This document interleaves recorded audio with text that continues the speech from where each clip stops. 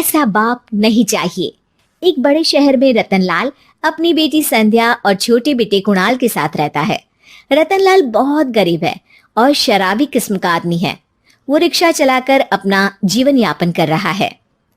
रतनलाल एक अधेड़ उम्र के आदमी योगेश्वर को कभी कभी अपनी रिक्शा से मार्केट या मंदिर छोड़ता है और कभी कभी बाजार से उसका सामान भी ले आता है। एक दिन रतनलाल योगेश्वर से कहता है, साहब, आपके पास गाड़ी है, फिर भी आप कभी कभी रिक्शा से क्यों जाते हो? इन शहर की गलियों को आराम से देखना मुझे बहुत पसंद है। ठीक है साहब, मैं चलता हूँ, कल फिर आऊँगा। अरे रतनलाल, रुको तो। मैंने सुना है कि तुम अपनी बेटी को कुछ पैसों के बदले किसी को दे रहे हो। अभी किसी को बेचे नहीं तो क्या करे साहब। एक छोटा बेटा है, उसको पढ़ाना भी है, उसकी देखभाल भी करनी है, और अगर मैं बेटी को घर में रखूंगा तो उसकी शादी कैसे करूंगा साहब। तुमको कितने पैसे मिल रहे हैं? अब 50,000 साहब। देखो, मैं तुमको पूरे 20 लाख रुपए देता हूँ। तुम अपनी बेटी संध्या को मुझे दे दो। हैं? 20 लाख? धन्यवाद साहब, धन्यवाद। मैं कल ही उसे आपके पास छोड़ जाऊंगा साहब।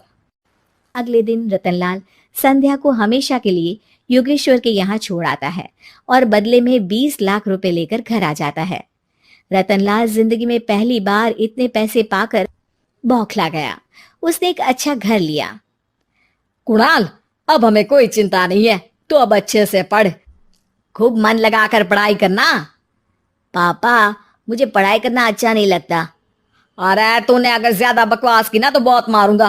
कल से तू अच्छे स्कूल में जाएगा तो जाएगा, हाँ बस। कुणाल का एडमिशन एक अच्छे स्कूल में हो जाता है, लेकिन आए दिन स्कूल से शिकायत आती ही रहती है। 10 साल बाद एक दिन प्रिंसिपल मैडम रतनलाल को स्कूल में बुलाती है।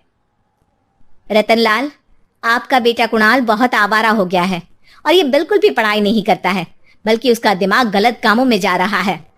अब मैं उससे बात करूंगा मैडम। ठीक है, आज ये आखिरी मौका है, अगली बार तो मैं उसे स्कूल से ही बाहर निकाल दूंगी। रतनलाल घर आ जाता है और कुणाल से कहता है, कुणाल बेटा, मैं तुम्हारे ऊपर इतना पैसा लगा रहा हूँ, फिर भी तुम स्कूल में सही से क्यों नहीं पढ़ते हो? आप तो रहने ही दीजिए, मैं सब जानता हूँ कि ये पैसा कहाँ से आया है, और वैसे भी अब ये पैसा मेरा है। मेरा जो भी मन होगा मैं करूंगा। आज के बाद मैं कभी स्कूल नहीं जाने वाला। रतनलाल को अपनी बेटी की याद आती है और वो रोने लगता है। 5 साल बाद कुणाल एक दिन एक लड़की को शादी करके घर ले आता है। पिताजी, ये मेरी पत्नी है स्वीटी। तुमने शादी कर ली? हाँ, शादी कर ली मैंने, दिखाई नहीं दे रहा। और अब से आप फिर से कमाना शुरू कर दो, बहुत बैठ कर खा लिया। कुणाल, तुम इस बुड्ढे को घर में क्यों रख रहे हो? देखो ना, ये शराब पीता है, इसे घर से बाहर निकाल फेंको। अरे स्वीटी, ये मेरे पापा है, कैसे बाहर निकाल दूं? और वैसे भी घर में कोई तो चाहिए ना काम करने वाला, नौकर समझ कर रख लो। इस बुड्ढी को तो घर से बाहर निकाल कर ही रहूंगी मैं कब तक इसके लिए खाना बनाऊंगी। स्वीटी एक दिन घर के बाहर पार्क में अपनी दोस्तों के साथ बैठी होती है। तभी वो रतनलाल को बुलाती है। पिताजी, मेरे कमरे में मैं अपना फोन छोड़ आई हूँ, जरा लाकर तो देना। हाँ जरूर, अभी लेकर आता हूँ। रतनलाल फोन लेकर आ जाता है। कुछ समय बाद स्वीटी के फ्रेंड्स भी चले जाते हैं। स्वीटी अंदर आकर शोर मचाती है। चोर चोर! कहाँ है चोर? मुझे तो यहाँ कुछ नहीं दिख रहा। अरे ये अलमारी खुली पड़ी है, जरूर किसी चोर ने ही खोली होगी। अरे कौन आया था यहाँ? यहाँ तो पिताजी आए थे बस। अरे बहू, मैं चोर नहीं हूँ। मुझे तो आप पर अब बिल्कुल भी विश्वास नहीं है पिताजी, क्योंकि जब आप पैसे के लिए दीदी को बेच सकते हो तो आप चोरी भी तो कर ही सकते हो। अरे लेकिन वो सब तो मैंने तेरे भले के लिए किया था ना। मैं तो कहती हूँ कि हमें इनकी कमरे की तलाशी लेनी चाहिए। तुम बिल्कुल सही कह रही हो, चलो। स्वीटी और कुणाल दोनों रतनलाल के कमरे की तलाशी लेते हैं और उन्हें वहां स्वीटी की ज्वेलरी और पैसे मिल जाते हैं। मैं तो पहले ही जानता था कि चोर आप ही हो। निकल जाओ मेरे घर से और दोबारा अपनी शक्ल मत दिखाना। रतनलाल आंखों में आंसू लिए घर से निकल जाता है। स्वीटी मन ही मन सोचती है, आज तो मेरी प्लानिंग सफल हो गई। जैसा मैं चाहती थी ऐसा ही किया और बड़ी आसानी से उस बुड्ढी को चोरी का इल्जाम लगाकर घर से भगा दिया।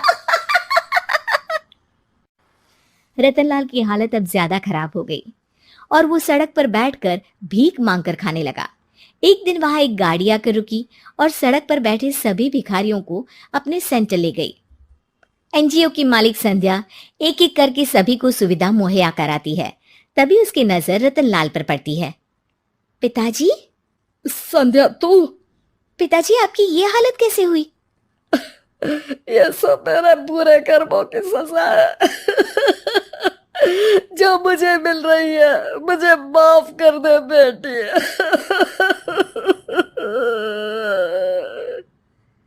पिताजी, मैं आप पर बिल्कुल भी गुस्सा नहीं हूं, क्योंकि आपने मुझे यहाँ भेजकर अच्छा ही किया।